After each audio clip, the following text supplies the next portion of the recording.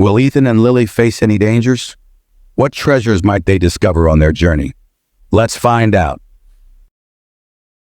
Cave of Blue Mountain Part 2. Suddenly Lily noticed something odd. Ethan, look at that. Ethan turned to see what Lily was pointing at. Embedded in the bark of a particularly old tree were strange carved symbols. They resembled the markings on the map, but were more intricate and seemed to glow faintly in the dim light. Those look just like the symbols on the map, Ethan said, examining them closely. I wonder if they're a sign that we're on the right track. As they continued along the path, the signs became more frequent and more elaborate. The symbols were etched into rocks, trees, and even the ground, forming a trail that seemed to guide them forward. The air grew colder, and an unnatural stillness settled over the forest, broken only by the occasional distant howl of a creature. The further they went, the more unsettling the signs became. At one point, they came across a large stone archway covered in the same glowing symbols. It seemed like a gateway to another world, and the sight of it sent a shiver down their spines. Do you think we should go through it? Lily asked, her voice barely above a whisper. I don't know, Ethan replied. It could be a marker or a warning. Let's be cautious. They decided to bypass the archway, moving around it as quietly as possible. The forest seemed to close in even more, the trees pressing in on them from all sides. The light grew dimmer, and their breaths were visible in the chilly air. As dusk began to settle, Ethan and Lily spotted something else that made their hearts race, a pair of glowing eyes peering out from behind a tree. The eyes were unblinking and seemed to follow their every move. Ethan raised his flashlight, but the eyes disappeared, leaving only the darkness. That was creepy, Lily said, her voice trembling slightly. Do you think it was an animal? It might have been, Ethan said, though he wasn't entirely convinced. But let's stay alert. The forest continued to twist and turn, and the path seemed to become less defined. The symbols on the trees and rocks became more erratic, and the eerie feeling intensified. Every sound seemed amplified in the growing darkness, and even the rustle of leaves felt ominous. As night fully enveloped the forest, they reached a small clearing, illuminated only by the faint light of their flashlights. The clearing was filled with old, rotting logs and an eerie mist that seemed to cling to the ground. In the center of the clearing was a large, ancient tree with a hollow in its trunk. Inside the hollow, they could see what looked like more of the glowing symbols. Ethan and Lily approached the tree cautiously. The symbols inside the hollow were arranged in a circular pattern, and in the center was a small, ornate box covered in dust and cobwebs. Should we open it? Lily asked, her voice filled with a mix of curiosity and apprehension. Ethan nodded. We might find something important inside. With trembling hands, Ethan reached into the hollow and pulled out the box. It was surprisingly heavy for its size. He carefully opened it, and inside they found an old journal bound in leather, its pages yellowed with age. The journal was filled with writings in a language they didn't recognize, as well as drawings of strange symbols and maps. This could be what we've been looking for, Ethan said, his excitement tempered by the sense of foreboding that still hung over them. As they examined the journal, the forest around them seemed to breathe and shift, adding to the sense of mystery. The dark woods and eerie signs had led them to this discovery, and though they were wary, they knew they were one step closer to uncovering the secrets of Blue Mountain. With the ancient journal securely packed away, Ethan and Lily prepared to tackle the final leg of their journey. Ascending Blue Mountain, the forest gradually gave way to rocky terrain, signaling the start of the mountain's steep climb. The path, now a rugged trail, twisted upward through a series of switchbacks and steep inclines. The air grew colder and thinner as they gained altitude, making each breath more labored. The once dense forest thinned out, replaced by sparse vegetation and rocky outcrops. Ethan and Lily paused frequently to catch their breath and take in the panoramic views of the valley below. The sprawling landscape was a mosaic of greens and browns, with the village of Rivertown visible in the distance, a mere speck. "This is harder than I expected," Lily panted, wiping sweat from her brow. "But the view is incredible." "It is," Ethan agreed, glancing at the map and then at the rocky trail ahead. "We're making good progress. The journal said there would be markers leading to the summit, so let's keep an eye out for them."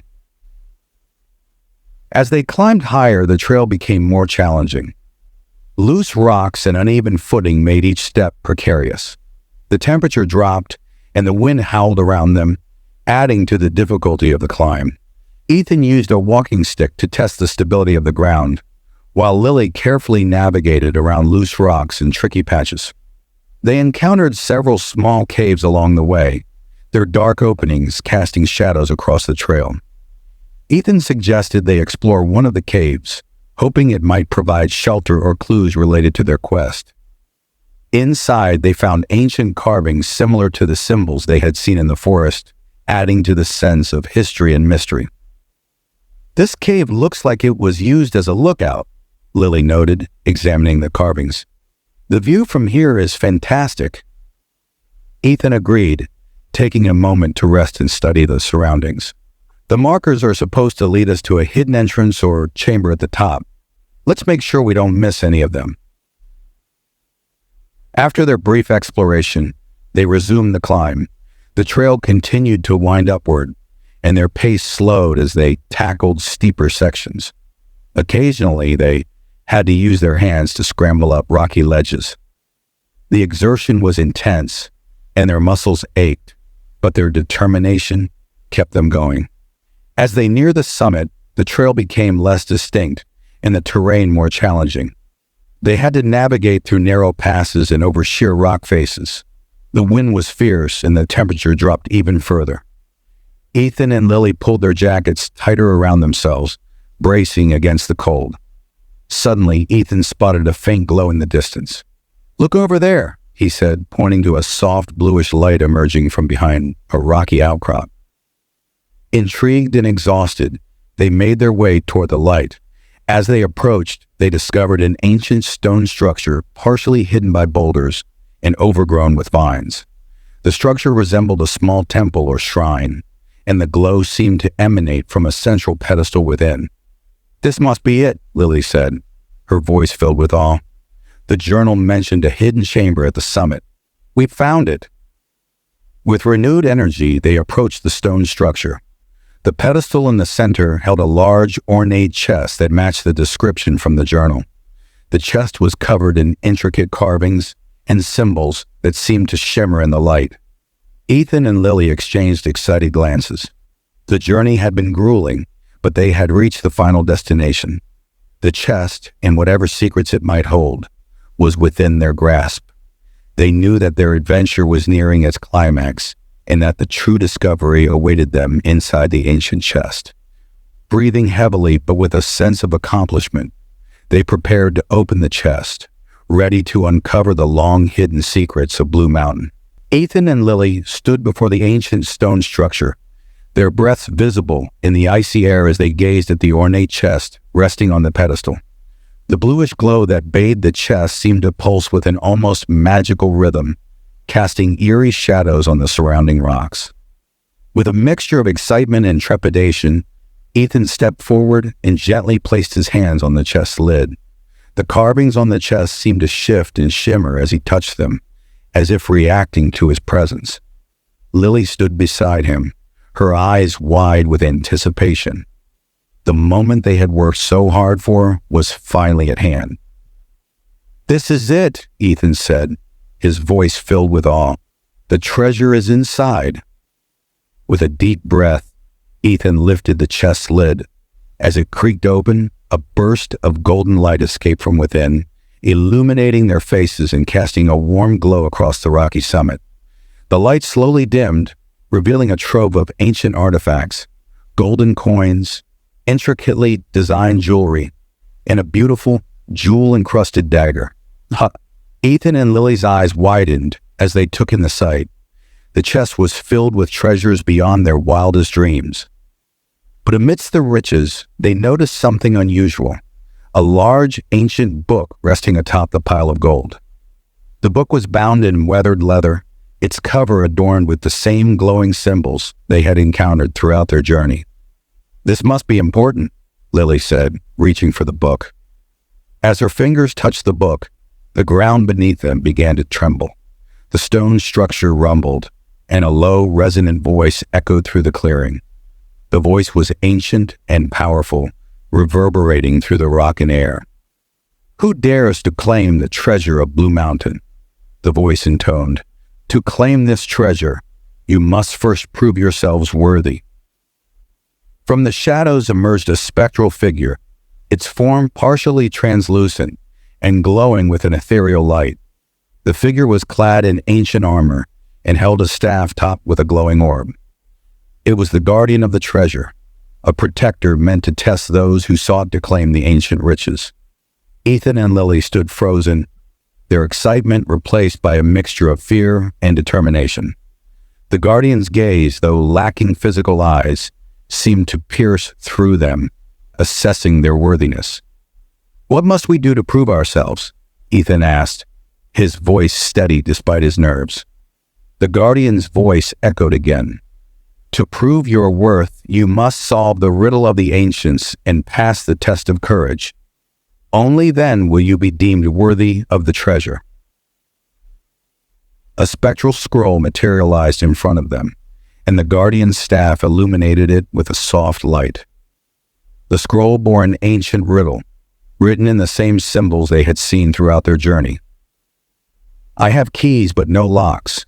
I have space but no rooms. You can enter but not go outside. What am I?" Ethan and Lily stared at the riddle, their minds racing as they tried to decipher it. The answer seemed elusive, but they knew they had to solve it to proceed. Lily furrowed her brow, thinking aloud. "What has keys but no locks, and space but no rooms?" Ethan paced back and forth, mulling over the riddle. "It has to be something abstract, something we use every day." Suddenly a realization dawned on him. A keyboard. A keyboard has keys but no locks, and it has space but no rooms. "Yes," Lily exclaimed, her face lighting up. "A keyboard!" Ethan stepped forward and spoke the answer aloud. "The answer is a keyboard." The guardian's form shimmered with approval, and the riddle's scroll vanished. "You have solved the riddle. Now you must face the test of courage." With that, the ground shifted, revealing a narrow, winding path that led down into a dark, foreboding cavern. The cavern's entrance was shrouded in darkness, and an icy wind blew out from it, carrying an ominous chill. "The test of courage," the guardian's voice echoed. "You must enter the cavern and retrieve the symbol of bravery. Only those who face their fears can claim the treasure." Ethan and Lily exchanged determined glances. They knew the test would be challenging, but they were ready to face whatever lay ahead. With steady steps, they entered the cavern, their flashlights cutting through the thick darkness. The cavern's interior was vast and eerie, with jagged rock formations and echoing drips of water. Shadows danced on the walls, and the air was heavy with the scent of damp earth. As they ventured deeper, they came across a series of obstacles, narrow ledges, slippery slopes, and darkened tunnels. They navigated the obstacles with care. Each step tested their resolve. At one point, they had to cross a precarious, swaying bridge made of ropes and wooden planks. The bridge creaked and swayed under their weight, and the chasm below was a deep, shadowy abyss. "This is it," Ethan said, his voice steady despite the height. "We need to cross carefully."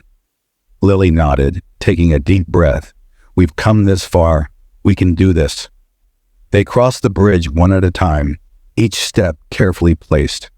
The wind howled around them, and the bridge swayed dangerously, but they made it to the other side safely. Finally, they reached the heart of the cavern, where a pedestal stood in the center, bathed in a soft, glowing light. On the pedestal was a small, ornate box, and atop the box was a gleaming symbol of bravery, a golden medallion shaped like a lion's head. Ethan approached the pedestal and carefully picked up the medallion.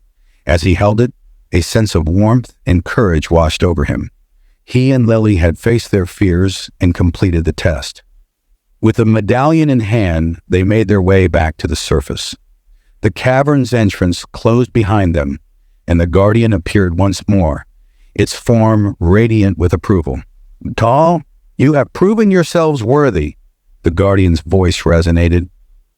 "The treasure is yours." Ethan and Lily, their hearts filled with triumph and relief, returned to the stone structure. They carefully opened the chest once more, knowing that their journey had come to a successful and rewarding end. The journey down Blue Mountain was a quieter, more reflective trek compared to their ascent. With the ancient journal and the golden medallion secured, Ethan and Lily took their time descending, their thoughts consumed by the experiences they had just endured. The grandeur of the treasure and the trials they faced seemed surreal as they navigated the now familiar trail back to their village. As they emerged from the forest, the sun was beginning its descent toward the horizon, casting a warm, golden hue over Rivertown. The sight of their village, nestled in the valley below, was a welcome relief. It looked serene and peaceful, a stark contrast to the mysterious and challenging landscapes they had just traversed. Upon reaching the village, they were greeted with astonished and curious faces. News of their adventure had spread, and the entire community was eager to hear their tale. Ethan and Lily made their way to the town square, where they were met with cheers and applause. "Welcome back," Mrs. Carter, the village elder, exclaimed. "We were worried about you." Ethan and Lily smiled, their exhaustion giving way to a sense of accomplishment. "We brought something back for everyone," Ethan said, holding up the journal and the medallion, "and we have a story to tell." The villagers gathered around as Ethan and Lily recounted their adventure, from the discovery of the map to the trials they faced at the mountain's summit. They spoke of the ancient guardian, the riddles, and the tests of courage they overcame. The villagers listened in awe, their eyes wide with amazement. Mrs. Carter took the journal and examined it closely. "This book is a remarkable find," she said. "It holds ancient knowledge that could benefit our village."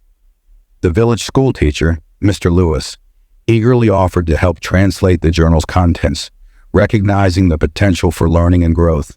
The medallion, too, was admired for its beauty and significance. The villagers decided to place it in a special display within the town hall, where it would serve as a symbol of their shared history and the spirit of exploration. As the evening settled in, Ethan and Lily were honored with a celebratory feast. The village came together, sharing food and laughter, celebrating not only their return, but also the unity and courage they had displayed. The atmosphere was one of joy and gratitude, a testament to the bonds forged through their shared adventure. In the quiet moments after the celebration, Ethan and Lily reflected on their journey. They realized that the true treasure was not just the gold or artifacts, but the wisdom and strength they had gained. The trials they faced had taught them about courage, perseverance, and the importance of working together. They had discovered that the real value of their quest lay in the experiences and lessons they had learned along the way.